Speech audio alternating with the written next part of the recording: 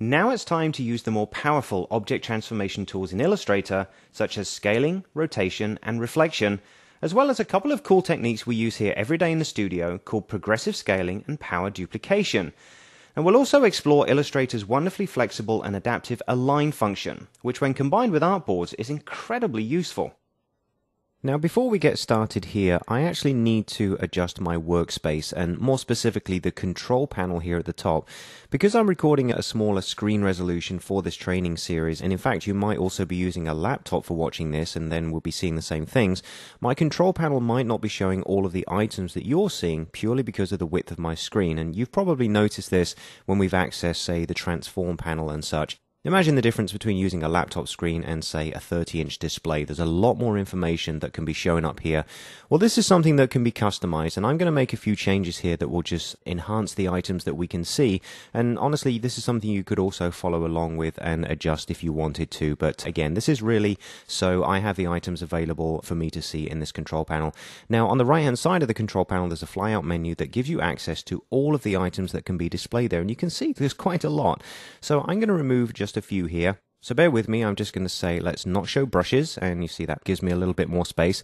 I'm going to go back. I don't need fill and stroke. I know many different areas that I can access those, and you do by now, so that's not needed up here. I'm going to go down and also turn off our graphic styles for now. Go back and turn off object type. I know what my objects are. I don't need to know what it's called when I select it. I'm going to turn off also the recolor artwork function. Some of these we're not really going to use in the training anyway, so it doesn't matter if they're there or not, but they will save space. I'm going to turn off symbols there and also come down and turn off width profile. So that has given me a little bit more space here with just the default options. And now when I go ahead and select, say, our wheel or one of our objects here, you see I now have my transform options all in a row like you're probably seeing on a wide screen. So we don't just have the transform button anymore. So in case you're wondering why that's happened, it's purely based on screen space. There's so many options in the control panel, it's sometimes good to customize it. Now with that in mind, I have made changes here that I should save into a workspace. So here's my CS5 training workspace. Just like I did before, I'm going to go down, save workspace, give it exactly the same name. Go ahead and click OK and replace the existing one. All right, so little diversion there. Now we want to look at rotating objects, and we're actually going to customize our logo. Now remember that this company I mentioned, it's called Le Cime dell'Italia. Well, the Italia word is going to be more of an emblem or a graphic style, and I've got the elements prepared for you. What we're going to do is piece them together. So let's press Command O or Control O on the PC to bring up the Open dialog box, and inside your Illustrator files folder, we're going to go down and open two items. The first one is going to be Italia emblem. Okay, you can see it's got some lettering that's very nicely styled, and also this item down here, type swirl. If I just select that, you can see it's more of a graphic, and we're going to combine the two together. So I'm going to hold down Command or Control on the PC and make sure that I click on both of them so they're both highlighted. Italia emblem, type swirl. Go ahead and click open. All right. Now the type swirl will come up second, and that's great because this is the first one that we need to access.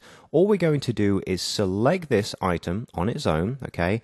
Copy it into memory, Command C or Control C as you normally would, and then close that document down. Come over into the Italian emblem file and simply paste this down. Okay, so we now really want to combine these two elements together. Now the type itself and the swirl are really from the same typeface, and what I've done is I've separated this out to give us the idea of how we would then rotate it and reflect it and drop it onto the end of this word so it becomes a swirl that closes around underneath and gives us more of a logo as opposed to just a word. So that's what we're going to do here. Now, when it comes to transforming something, as you know already, we have the transform panels, we have the options in the control panel. We've also got up here in the object menu a separate transform menu. Now, just so you know that this is here, transform again is something we've already done. Command D, remember we did that with our guides, okay? When we moved one, we duplicated it again. The move dialog box, you already know that the enter key will also access that, but you also have individual items for rotate, reflect, scale, and shear, and these are all numerical things. There's also a transform each, which we'll try apply a little bit later, but that allows us to apply multiple transformation settings, so all of these essentially, but onto a group of objects so that each one transforms from its own center point. So it kind of saves you time because you don't have to select individual elements and apply a single set of transformations. You can do a whole range of them at the same time. However, we're not going to use those. I just wanted to show you that those are there under the Object Transform menu. We have tools that will do all of these and naturally do them much more interactively and much more accurately. So the first thing we're going to do is rotation. So let's zoom up over onto our type swirl that we've created over here on the right hand side. And our rotation tool is over in the tool palette. You can see it right here. Okay, keyboard shortcut, as you would imagine, is R. Now, if we go ahead and hit R to access that tool, the first thing you may notice is an anchor point. Now, we're on a transparent background, so feel free to use your keyboard shortcut to turn that off. Shift-Command-D, Shift-Control-D on the PC. Go ahead and remember that one. You can see an anchor point over here right on the right. Well, that's basically the dead center of our object. So at this point, it's kind of like free transform. Click and drag. With this tool, we will rotate around that anchor point, all right? Undo that. On the other side of things, you can click and choose wherever you wish the anchor point to be. So maybe we choose on the top here. Click on there, that now redefines that center point. If we position our cursor elsewhere and click and drag, you now see that we are using that particular point. So as you see, this tool very much more flexible. It's not like using the anchor points here where you are limited to just center or the outer points. Here you can literally choose anywhere on your document, on the path, it doesn't matter. This is where you choose it.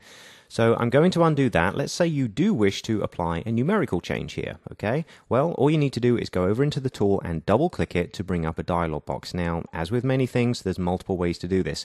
The first way we've done it is to double click, which brings up your dialog, and you'll notice in the background has reset the anchor point so it's going from the center. So if we did say let's rotate 30 degrees and just hit the tab key, you'll see it's rotating from this point right here, all right? Go ahead and cancel that. As you can probably imagine, hold down our all-powerful Option key or your Alt key on the PC, position it wherever you want the anchor point to be, and then click, and you'll also bring up the same dialog box, but now this is your anchor point, okay? So all of these different options, you can see how you can really choose the right one specific for what you need at the right time, okay? Now, it doesn't really matter which one we do here. We ideally want to rotate this to 90 degrees, so let's just go ahead and click OK. All right, and if we go back to the main selection tool, we can just drag this down into the page and maybe just scroll over and position it somewhat underneath our logo.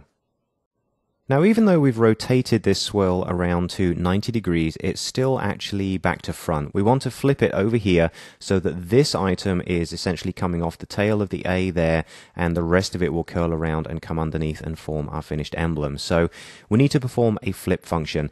If we go to the transform panel on the left-hand side, you can see that on the flyout menu here, we do have access to flip horizontal and flip vertical.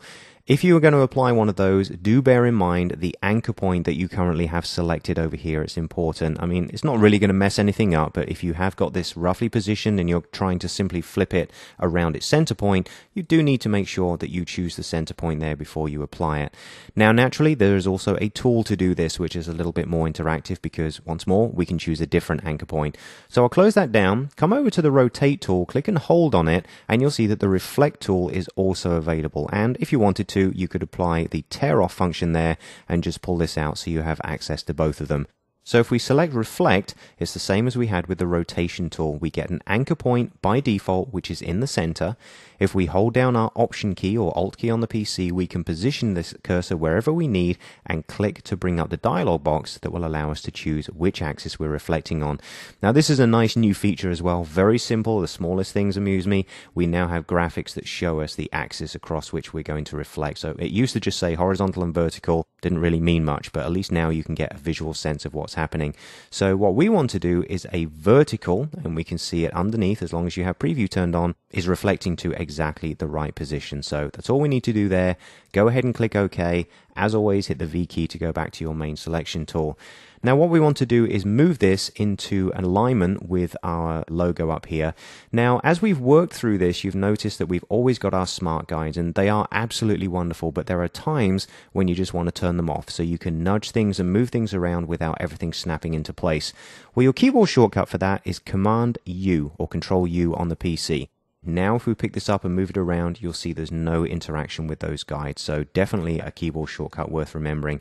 Now in order to position this, what I'm going to do is go into outline mode and then zoom up over onto the tail there. And then we can simply pick this up and put it in whatever position you really feel is correct. But I'm going to overlap those two and make sure that they look like they align on the side. And then we can always switch back to preview mode and check exactly how that looks. So it's up to you how precise you want to be there, but I think honestly that looks about right. Now, to be safe, what we should do is then select both of these items together, because remember they are separate graphics, and we'll do Command G or Control G on the PC to group these together. So that's now one graphic item. Remember, if you want to go in and edit, you can always go into isolation mode. All right. So now let's copy this into memory and we'll switch back over to our print campaign document. And what we'll do actually at this point is press the F key. Let's go full screen here so we have more room to play with. Now our logo is still open in its file underneath this one. If you want, you can go back to that document, save it for future, or just close it without saving. It's up to you, but we have it copied into memory. What we are going to do now is create a new layer on which all our logos will exist. So over in the layers panel, we can even expand this down because we're starting to build up quite a collection of layers here. We're just going to bring up our keyboard shortcut to bring up a brand new layer, and we'll call this one logos. All right. Go ahead and click OK. And really the logo should probably appear on top of everything. So let's take this layer and drag it all the way up to the top of the layers panel. Okay, so this is essentially changing our stacking order. This is like bring to front, but so much better. It takes it all the way to the front of all the elements in our document. Okay, deselect anything that you've got highlighted. Let's click on our logos layer and then simply paste in the logo that we just copied. Now let's come down here and just turn off our wheel layer for a second so it just cleans up our workspace, and we'll take our new logo and drag it somewhere up here into the upper area of our A4 page. Now we basically want to scale it down because naturally it's too large for this document, and also we'll need to reduce it for the flyer. So by now you do know that if we hit the E key we can access free transform. We can also use the control palette up here to change the width and the height, making sure that we would actually constrain the two proportions together. So when you adjust one, you are essentially scaling there, but numerically. And of course, you can come across to the transform panel here on the left-hand side and do very much the same thing. But as we've seen already, there are tools to handle most of these functions. So we're going to access the scale tool here. So let's go ahead and turn back on our smart guides by pressing Command U, and I'm just going to go back to my main selection tool and zoom up on the upper right hand side here. And in fact we don't need our layers panel for a second. So what we can do is just move this so it snaps onto our guide on the right hand side, and then we're going to hit the S key to access our scale tool. Now you can see it's over here in the tools palette. I do want you to know where that exists, but it's good to know the keyboard shortcuts as well. Now, as with all the other tools, it generates a default anchor point in the center, and if we were to hold down our shift key and maybe drag from the upper left down towards the lower right, you'll see we do have a scale function, very similar to free transform. Okay, just going to undo that. As always, we can also move the anchor point. So let's say we position it over here on the right hand side and hold down our Option key or the Alt key on the PC. We can then click to bring up our dialog box and specify the value we wish. So maybe we want to drop down to 40%. Go ahead and click OK, and it will do just that. I'll just back out of that once again just to show you that the option is there. You can go over to the tool and double click it to reset the anchor point to the center of the logo. You can see it right there, and once again bring up the dialog box and choose the setting that you need. So I'm just going to cancel out of that because I've got another option here that I want to show you. So here's a neat little trick that I like to do when I'm scaling an item to fit into a design, and I call this progressive scaling, or even nudge scaling if you like. So what we're going to do is we want to scale this down, but basically bit by bit, so we can fine tune it. And sometimes it's just easier to have the computer do the scaling incrementally rather than you doing free transform and deselecting that kind of thing. Again, personal preference, but this is quite a cool way of using the scale tool. So with the scale tool still highlighted, I'm going to come over here onto the right hand anchor point because we've already got this aligned to this margin, which is where it wants to stay. And I'm going to hold down our Option key, Alt key on the PC, click to bring up the dialog box, and I'm going to put in 90%. Now I do want it smaller than 90%, but if we do 90%, say OK, what we can do is go up to the object menu, and remember under transform we have transform again, the same function that we applied to our guides earlier on. Well, when you've done a scale function like this, or even move or rotate, it's all the same. Applying Command D or Control D on the PC to duplicate that will retransform it. So if we now use our duplicate or transform again command, you'll see it's scaling down by 10% each time. Now, that's incremental. Let's say we want to reduce the amount to, say, 99%. No problem. Just go back in to the same anchor point, Option click to bring up the dialog box, change your setting, say OK, and once again, Command D or Control D to just keep nudging that down until you get to the size that you want. And it's just very, very cool that you can scale this little bit by little bit until it feels right. Okay, you're not having to guess or numerical or anything else. You simply just keep going until it feels right. So now we need this logo on the other two pieces. I'm going to fit everything in here, and naturally they'll all need to be different sizes. So we're going to go back to the main selection tool, hitting V, and we're going to hold down the Option key, Alt on the PC, and drag. Remember we did this before to copy our stripes. We can drag a copy of the logo over onto this document. Likewise, we can also Option drag another one down here, okay? So let's come back up to our A3, and we'll just maybe get our free transform tool. So we hit E on the keyboard, and we'll scale this up fairly large. I mean, we can adjust these later on, but this is actually going to sit in this part of the design. This is why we've got an empty space here. This is where our main logo is going to sit.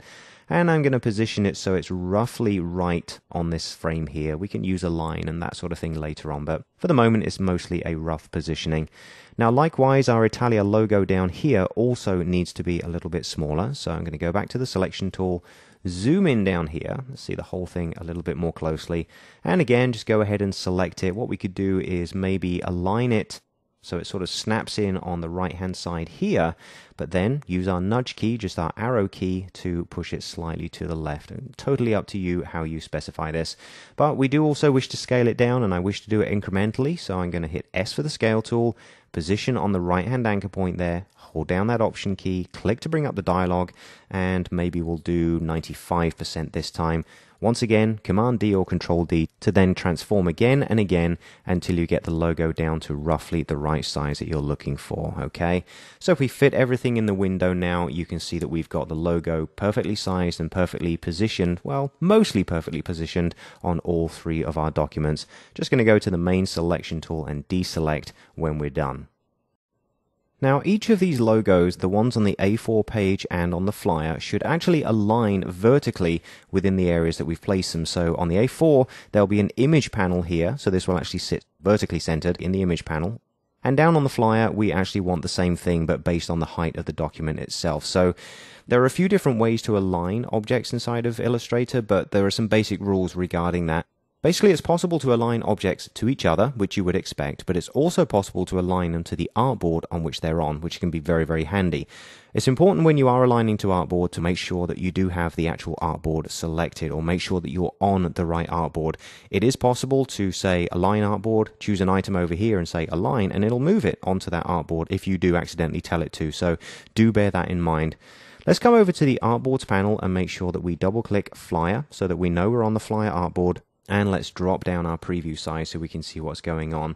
Now if we go ahead and select the Italia logo, we can bring up the Align panel, which is over here on the left hand side, and you'll see that we have the default options for aligning left, center and right, and also vertical, top, middle and bottom. And then also distribution, which we can play around with a bit later. But the most important thing here is the Align To option. What are we aligning this object to? Well, currently, by default, it's set to Align to Selection, which basically means to itself, which doesn't help us in this point because we've only got one item selected. What we want to do is choose Align to Artboard, okay? When we do that, you'll notice that this icon changes and it looks very much like an artboard with crosshairs on it, so do get to recognize that so you can see it in future. But also importantly, in the control panel up here, it's now accessed a series of align options. Before we didn't see them because we would need two elements selected in order to align them to each other. Well, because we've now got the logo and we're telling it to align to the artboard, we can do so directly from here. So in this case, I've already got the right hand alignment fine. We want to align it vertically centered, so we can come up here and click on the vertical center alignment, and that will nudge it down into the exact center of our artboard, which is very cool. Now let's go across to our A4 page and try the same thing. So go to the A4 sheet, close the artboards down, we can pull up the align palette if we need it, and go ahead and select the logo again. We know we can do a horizontal center by clicking the icon here. Perfect, that aligns to the artboard. Let's undo that because I do want it to stay on the right. But if we do vertical here, we're going to encounter a problem. Again, it's going to work because it does it to the artboard, but what we want is to align it to a shape where the image is going to go, all right? So we need an extra step here. Let's just undo that. Come over to our Layers panel on the right-hand side, and let's go ahead and use our keyboard shortcut to generate a brand new layer called Images, all right? Say OK and make sure that we move it down so it appears below the logos layer. That's very important. Now we'll make sure that we have nothing selected, and we do want to select our images layer so that when we draw our new rectangle shape, it's going to appear on this layer, okay? So come over to your rectangle tool, come over to the upper left-hand side of our document and intersect with this guide and the left-hand side of the page. In fact, we can just scroll across a little bit here. Let's now click and drag and draw a rectangle that fills that entire top section down to that first guide right here on the right hand side, okay? Now you'll see that's come in on the images layer, so let's make sure we can see the logo that's above it by choosing maybe a light blue here, okay? Very Italian coloring at this point in time. So go back to the main selection tool so we don't accidentally create a new object. But now what we can do is, with this item still selected, hold down the Shift key and also select the logo. The items here have changed because we've also got distribution, because we now have more than one element selected. But because we're on artboard, if we did now say we want to vertically align these, you'll see that they both shift to match the artboard. This isn't what we want. We want to use something called a key object. Now you can choose key object from here, but what I like to do is leave artboard selected, because key object you can actually do in a much simpler way. All you need is, when you have two elements highlighted, without using the Shift key, click once again on the item you wish to align to, all right? And what you'll see is a large border now appears around the outside. This is your key object. Now when we do alignment, you can see that the graphic has changed. There's actually a little key in here now. So when we do our vertical align in this case, the logo is going to align to the key object. When we deselect that, our alignment function goes right back to the artboard. So if you changed it manually to key object, it's going to stay as key. If we leave it as artboard, you know that we have this third selection, if you like, shift, and then click again to specify our key object. Very, very important there, and worth bearing in mind for whenever we need to align anything from this point on. Now while we're here, and in anticipation of adding further images, we should probably also have a panel over here on the A3 page. So what we can do is Option copy, essentially, the blue panel that we've already got. Let's close this down for a second, and even just a line will do fine. Let's hold down our Option key or the Alt on the PC, click on our blue image shape, and just drag a copy right across so it snaps over onto our left-hand side here. And if you don't want to snap, we could just make sure it aligns on the guides. But then we've got our artboard set, so let's say align left to our artboard. And this highlights the problem that I mentioned a second ago. Even though we've got an object on a page, because we're not on that artboard, it's not physically selected. When we say align to artboard, it's going to align to the currently selected one, which is still our A4. You see the black border here as opposed to grey. Important thing to bear in mind. So just undo that. Let's come over to our artboards and make sure we double click A3 poster to isolate that artboard. Now when we choose our align to artboard function, it will work just fine. Now whilst we're here, let's hit E for free transform and just scale this out to fit the width of our page right there. And this is ready for when we drop an image in later on. So you've seen that it's possible to progressively scale an item, okay? And the same actually applies to rotation. We can tell an object to rotate just a few degrees at a time and then use that Command D shortcut to simply nudge rotate, if you like, a few more. But one extra feature here is the ability to leave behind a copy of the object during each of those transformations, and this is called power duplication. Now let's say we want to enhance our A3 poster here with our mountain-like silhouette down at the bottom by maybe adding like a sunrise type effect. And I'm actually taking this inspiration from a design of a t-shirt that I bought at the summit of a mountain last year in the German Austrian Alps. It's called the Zugspitze, I think that's how you pronounce it, where they had this really nice silhouette of a mountain and these sort of triangular shapes that fanned out behind it in red. It just produced this wonderful, very striking silhouette. So basically what we need is a series of long and thin triangles which are fanning outwards from a central point, and we can do all of this with power duplication. So I'm just going to scroll the page up so we have a little bit of room to move here, and what we're going to do is create ourselves a new layer to start with, because we're going to generate quite a few shapes in this instance. So once again, with our layers panel, let's bring up our new layer dialog box, and we'll call this one Sunrise. Quite apt in my case that this one comes up as an orange color, but you can go ahead and choose any color in there for selection if you need to. And we'll click OK, and we'll make sure that this sits way down the back. This is actually going to sit behind everything but the backdrop color. As we did before, let's deselect, and if you like to, you can even lock all of the other layers so you don't accidentally create things in the wrong place. Another keyboard shortcut I'd like to show you. If we come down to our sunrise layer, this is the one that we wish to keep open, everything else we wish to lock. Well, what we can do is hold down your Option key, or the Alt key on the PC, and click in the lock area. That will actually unlock everything, but if we now click back in there, you'll see it locks every other layer apart from the current one. So that's a nice little shortcut to save you some time. Now that we're in this layer, what we'll do is come over to our rectangle tool, and we'll just click anywhere and let go to bring up our dialog box, and we're going to generate a shape that's simply, let's do 20 millimeters wide and a height of 500. Now it's currently in blue, that'll be fine, we can change its color in a short while, but what we do want to do is align it into the center of our page, okay? So let's go back to our main selection tool. As before, we're on Align to Artboard, so what we'll do is do a horizontal center, and we may as well do a vertical as well. It does fit the entire document, and I'm just going to scale down a little bit here so we can see the entire shape. Now, we do want more of a triangular effect, more of like a fan, okay? So what I'm going to do is turn off your Smart Guides, Command U, Control U, and let's bring up our Direct Selection tool. Remember, that's the A key. What we basically want to do is tell the lower point to be thinner than the top point. You can do it either way. We can narrow down the bottom, or we can widen the top. It's up to you. You can do both. It's totally free.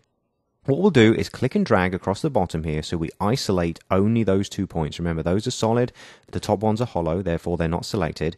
If we now hit the E key for free transform, it looks like we're going to scale the whole shape. But because we've only got the bottom 2 points highlighted, if we drag one of our central handles and hold down the Option key, again, that's your Alt key on the PC, because it will scale from the center.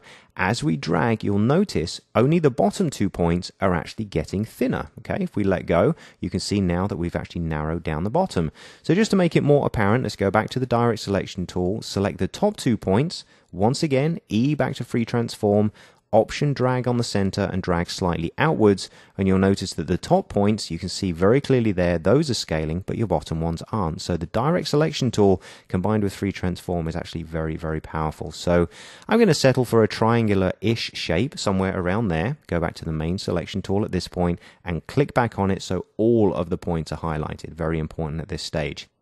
Now, with it positioned off the bottom here, I'm totally fine with that. What we want to do is our power transformation. So first off, we're going to rotate this to 90 degrees so it starts over here on the left-hand side, all right? So let's hit the R key for our rotation tool. As we know already, we wish to specify our anchor point, so we're going to need our Option key for that. Again, that's your Alt key on the PC.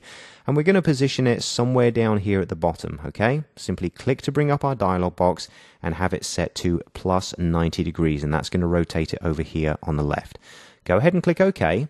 What we'll do now is come back down to the same place, hold down the same Option key, click to bring up the same dialog box, but this time we're going to put in minus 10 degrees, okay? Now if I just hit the Tab key to say a temporary OK, if you like, without leaving the dialog box, this is important, we can see we've got a movement of 10 degrees, but we do want to hit copy. Remember when we did the move dialog box earlier and we copied a guide by specifying 10 millimeters and hitting copy?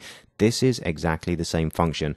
When we now click copy, we leave the original where it was, we have a new one that's 10 degrees rotated, and now if we do Command D or Control D to duplicate this, you see we can complete the entire fan of shapes all the way over to a total of 180 degrees. How cool is that? That's really very, very fun. Now I'm going to go back to the main selection tool. I'm going to click and drag across all of these at the bottom to highlight them. And whilst we're here, Command G or Control G to group them together. And whilst we're here, let's come up to the color panel and go ahead and fill those with white. Now they're automatically centered on the page, which is fine because we created them in alignment first, which is very, very good. You can always realign later if you want to. But do bear in mind, you could also use your nudge key to move these up or down so we see more of the fans at the bottom. This is totally up to you where these go, but you can see there it's very easy to create an array of perfectly rotated items by simply using that that copy button inside the dialog box. So I'll deselect that. I'm going to go ahead and lock that layer, and really to be safe we should also hide it because it's going to interfere with the rest of the layout here until we learn how to mask this a little bit later on. So just go ahead and turn off the visibility of that, and once again, because we've reached the end of this chapter, what we should do is save our document. Command S or Control S on your PC and make sure that everything we've done to this point is saved.